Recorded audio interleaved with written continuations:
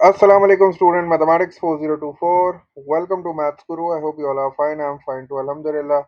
Grade 10 students, in this video we will talk about your EOI exam और उसके syllabus की थोड़ी सी बात कर लेते हैं।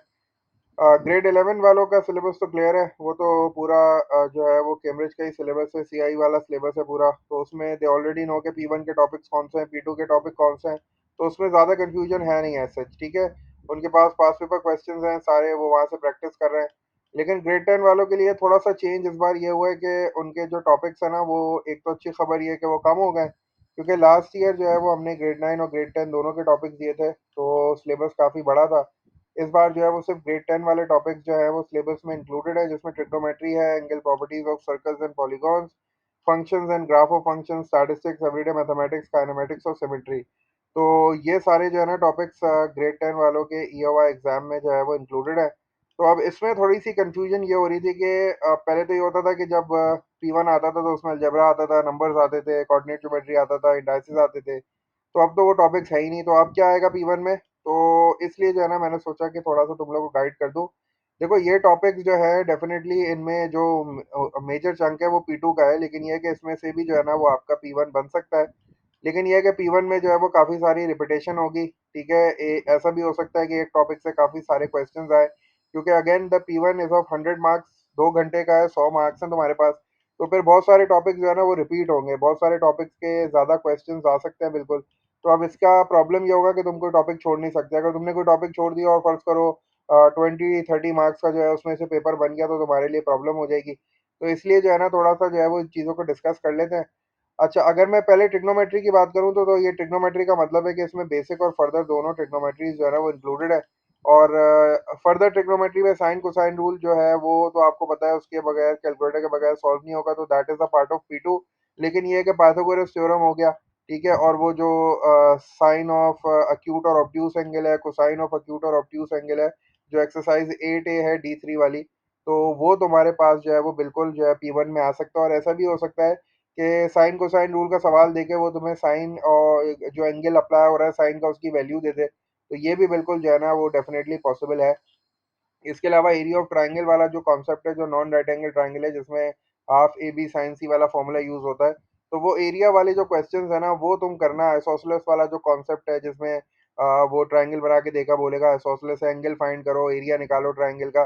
तो उस तरह की चीजें जो है ना वो ट्रिग्नोमेट्री से रिलेटेड तुम्हारे जो है वो P1 में आ सकती हैं। Area of non right angle triangle हो गया, ठीक है ना, और तुम्हारे पास पाइथागोरस थ्योरम हो गया। ट्रिग्नोमेट्रिक रेशियोज भी वो P1 में दे सकता है, और क्योंकि वो ट्रिग्नोमेट्रिक रेशियो की वैल्यू दे देगा, टेबल बना के दे देगा, साइन 30, कॉस 30, टेन 30 की वैल्यूज जो है वो मेंशन कर देगा।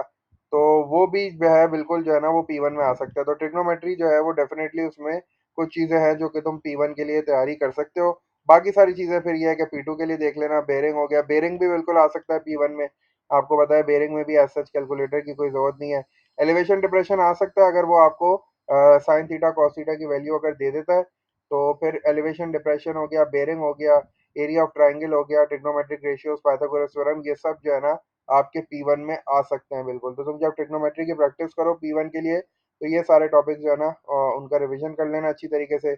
उसके बाद angle properties of circles and polygons है, ये तो बहुत इंपॉर्टेंट टॉपिक है भाई। इसमें जो पॉलीगॉन्स वाले 5-6 फार्मूलाज हैं वो अच्छी तरीके से याद करके आना। ठीक है, क्योंकि वो आपके पास जो है वो फॉर्मूला शीट में नहीं होते, तो वो सारे फॉर्मूलाज तुम्हें याद होने चाहिए। इंटीरियर एंगल कैसे निकालते हैं रेगुलर पॉलीगॉन का, और जो है वो साइड्स कैसे निकालते हैं, तो वो सारी चीज़ें जो है वो अच्छी तरीके से करके आना। सर्कल प्रॉपर्टी का क्वेश्चन भी आपके P1 में आ सकता है, तो उसमें कोई इतनी जो है मतलब सरप्राइज वाली बात नहीं है। तो ये समझ लो कि angle properties of circles and polygons जो है ना, ये तुम्हारे लिए बड़ा इंपॉर्टेंट टॉपिक है P1 के लिए। ठीक है। अच्छा, फंक्शंस की अगर बात करूं तो डेफिनेटली फंक्शंस का पूरा टॉपिक P1 में है। फंक्शंस में तीन ही चीज़ें हैं, एक तो वो इनपुट चेंज करने वाला होता है, दूसरा जो है वो आपको इनवर्स ऑफ अ फंक्शन निकालना है, तीसरा कंपोजिट फंक्शन है। तो तीनों चीज़ें आपके P1 की हैं, तो इसकी अच्छी तरीके से तैयारी करके आ जाना। ग्राफ ऑफ फंक्शंस वैसे तो कोई चांस नहीं है कि ये P1 में आए, लेकिन ये है कि अगर P1 में आता भी है ना, तो वो तुमसे सिर्फ टेंजेंट ड्रॉ करवाएगा। टेंजेंट ड्रॉ कराने के बाद फिर वो ग्रेडियंट निकलवाता है, ग्रेडियंट कैलकुलेटर के बगैर आती नहीं है, क्योंकि डेसिमल्स में आ रहे होते हैं आंसर। तो डेफिनेटली बस इतना कर सकते हैं, अगर ज़्यादा से ज़्यादा ग्राफ ऑफ फंक्शन का उसने क्वेश्चन दिया भी तो वो ग्राफ ड्रॉ कर रहे तुम्हें दे सकता है। तो बस इससे ज़्यादा ही जो है ना ग्राफ ऑफ फंक्शन P1 में नहीं आ सकता। हाँ, फंक्शन जो है वो तुम अच्छी तरीके से P1 के लिए कर लेना। कंपोजिट फंक्शन जो है वो डेफिनेटली आ सकता है बिल्कुल। ग्राफ ऑफ फंक्शंस फिर ये है कि P2 के लिए रख लो पे, ठीक है, पेपर 2 में इसकी अच्छी सी तैयारी कर लेना। स्टैटिस्टिक्स पूरा का पूरा जो है ना वो P1 और P2 दोनों के लिए बहुत इंपॉर्टेंट है। स्टैटिस्टिक्स मुझे उम्मीद यही है कि स्टैटिस्टिक्स जो है ना तुम्हारे यहाँ काफ़ी पूछा जाएगा। ठीक है, मीन मीडियन मोड हो गया इसमें ग्रुप का, और अच्छा अनग्रुप डाटा का जो है ना वो पूछ लेगा। ग्रुप डाटा में तुम्हें मिड वैल्यू निकालनी होती है एक्स, तो उसमें कैलकुलेटर की जरूरत पड़ जाती है। तो स्टैटिस्टिक्स में mean median mode, range of ungroup data हो गया अच्छी तरीके से। इसके अलावा तुम्हारे पास पाई चार्ट्स हो गए, स्टैटिस्टिकल डायग्राम, सारी हिस्टोग्राम्स हो गई, फ्रीक्वेंसी पॉलीगॉन्स हो गए, ठीक है ना, और कम्युलेटिव फ्रीक्वेंसी कर्व्स हो गए। तो ये सारी चीज़ें तुम्हारे P1 के लिए इंपॉर्टेंट है, और ये बिल्कुल एंड एंड में तुमने की हैं, तो ये इतनी मुश्किल भी नहीं है। कम्युलेटिव फ्रीक्वेंसी कर्व में तुम्हें पता है क्वार्टाइल्स निकालने होते हैं, परसेंटाइल्स निकालने होते हैं। Quartile Q1 Q2 Q3, Q2 को मीडियन बोलते हैं, Q1 जो है लोअर क्वार्टाइल होता है, Q3 अपर क्वार्टाइल होता है। क्वार्टाइल की पहले लोकेशन निकालते हैं, फिर ग्राफ से जाके उसकी वैल्यू रीड करते हैं। तो क्वार्टाइल्स वाले जो कम्युलेटिव फ्रीक्वेंसी वाले क्वेश्चन है वो कर लो अच्छी तरीके से, ठीक है। हिस्टोग्राम्स की प्रैक्टिस कर लो अच्छी तरह। तो स्टैट जो है ना वो तुम्हारे लिए इंपॉर्टेंट है P1 के लिए। एवरीडे मैथमेटिक्स जो है वो P2 में ही आता है, तो वो P1 में वो देंगे नहीं, ठीक है। अगर दे दी तो ज़्यादा ज़्यादा परसेंटेजेस, मतलब परसेंटेजेस के क्वेश्चन दे जो है वो उसमें दे सकते हैं, सिंपल सिंपल प्रॉफिट के, डिस्काउंट के। लेकिन वो ऐसी वैल्यूज देंगे जो बगैर कैलकुलेटर के जो है ना वो सॉल्व हो जाए। काइनेमेटिक्स आ सकता है बिल्कुल P1 में। काइनेमेटिक्स में डिस्टेंस टाइम ग्राफ है, P1 के लिए बहुत इंपॉर्टेंट है। डिस्टेंस टाइम ग्राफ में ज़्यादातर वो टाइम पूछता है और तुमसे स्पीड पूछ लेता है, ठीक है। और काइनेमेटिक्स दो मतलब P1 में भी आता है, P2 में भी आता है, तो P1 के लिए भी काइनेमेटिक्स जो है ना वो इम्पोर्टेंट है। तो काइनेमेटिक्स जो है ना उसमें स्पीड कन्वर्जन वगैरह भी दे सकता है तुम्हें, यूनिट कन्वर्जन दे दी उसने।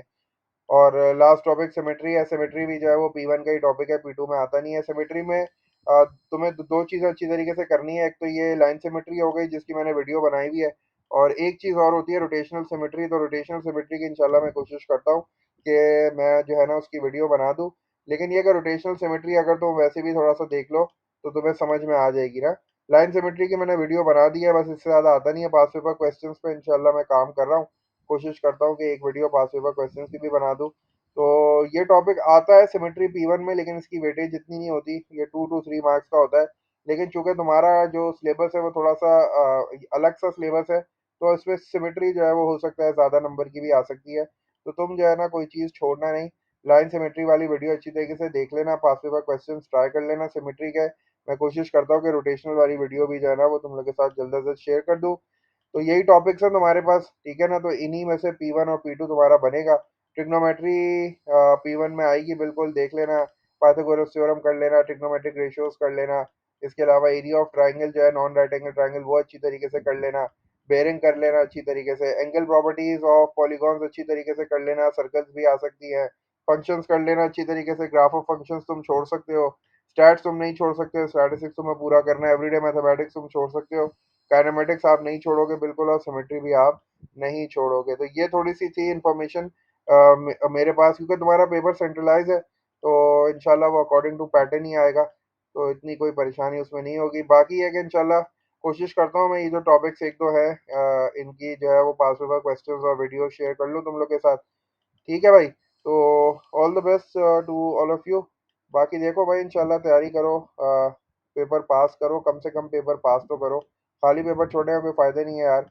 आप इतनी तैयारी तो करो कम से कम कि आपके 50-60 मार्क्स जो है वो बन जाए। बाकी मैं इंशाल्लाह देखता हूँ, मेरे पास जो जो इन्फॉर्मेशन कोई आएगी तो मैं तुम लोग के साथ ज़रूर शेयर करूँगा। अंटिल देन टेक केयर, अल्लाह हाफिज़।